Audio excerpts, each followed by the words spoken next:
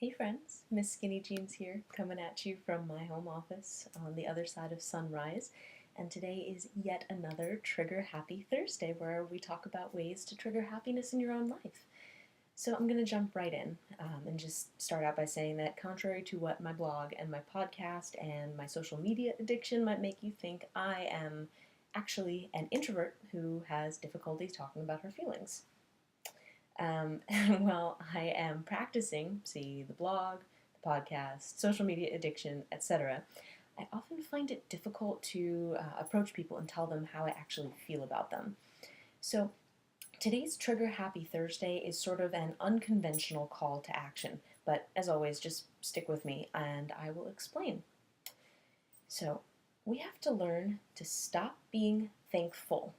Now, I'm not talking about being thankful or grateful, and by all means, that is the best mindset trick that you can pull, which, go see the very first Trigger Happy Thursday.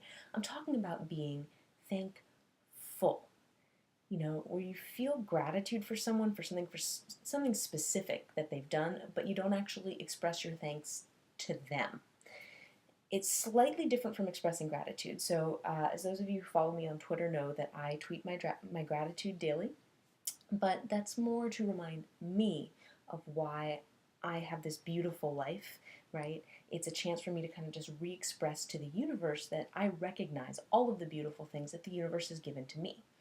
And, you might be rolling your eyes right now.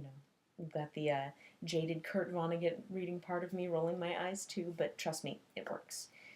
So writing or somehow publicly expressing your gratitude, at least it gives you a reason to focus on the good parts of your life. It helps you refocus your mindset on the positive things, which can then help you better cope with the not so positive things when they come along.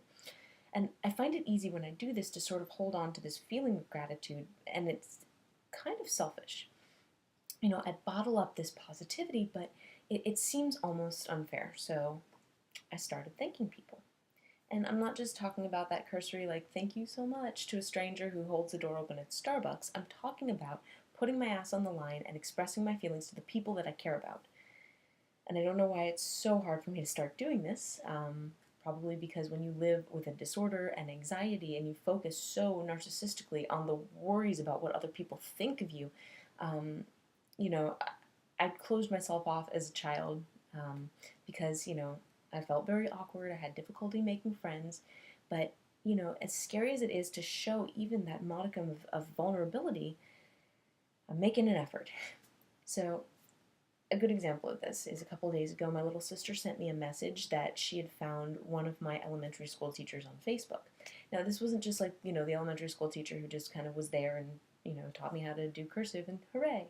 No, this was a woman who had a huge impact on shaping my childhood. She helped foster a love of science as well as my love of learning, and it was in her class that I first really learned how to make close friends and use my addiction to reading to construct an imaginary world on paper and on the playground. Um, in this incredibly just uncharacteristic move, I decided to friend my former teacher on Facebook and send her a thank you message. And not just a, hey, nice to see you again, thanks for everything, but a specific, genuine message expressing my thanks for the skills and experiences she helped me grow.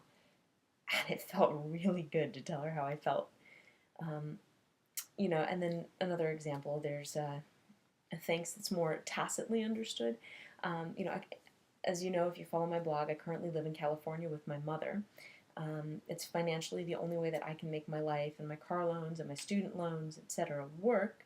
And my mom knows that I'm grateful for letting me live in her house, but a couple of Saturdays ago, just kind of out of the blue, I decided to stop being thankful and just say thanks. It was really weird and kind of unexpected for both of us, I think. But it felt really good to just transfer that thanks from me to her. So, in a way, I feel like emptying myself of the thanks that I've been holding on to and just kind of transferring them to their true owner felt like a relief. Like that, the exhausted but happy feeling you have at the end of a trip back to the gym. I've been holding on to this gratitude for so long that my thanking muscles were deconditioned, and it felt really good to let a little bit of the blood flow. So I'm trying to do this more and more lately when it's warranted, when it's genuine.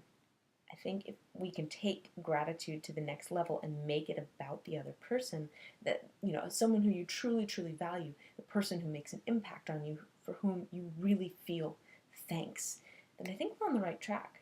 Gratitude is beautiful, but it's so much better when it's shared. So I'd love to know how you're going to stop being thankful. Who will you thank today? You can leave me a comment below, or if you're on my blog, inmyskinnyjeans.com, Genes, you can contact me, share your story.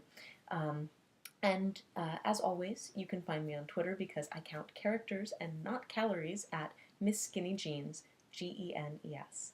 And as always, keep triggering happy and stay hungry, friends.